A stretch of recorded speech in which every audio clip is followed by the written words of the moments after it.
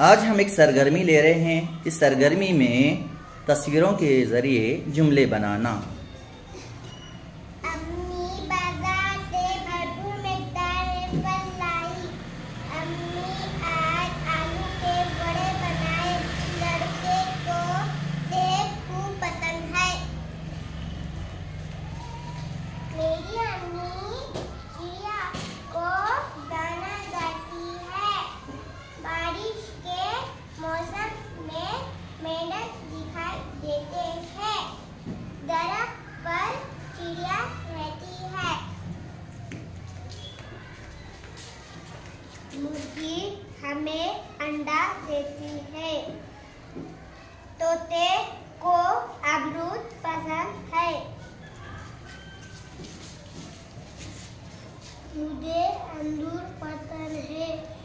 तोता में जादू होते हैं। किसान खेत में ट्रैक्टर का इस्तेमाल करते हैं। बस में हम सफर करते हैं। समंदर में जहाज नजर आते हैं। रोजाना सुबह मुर्गा बांग देता है। ये लड़की मेढक को देखकर घबराकर भाग रही है।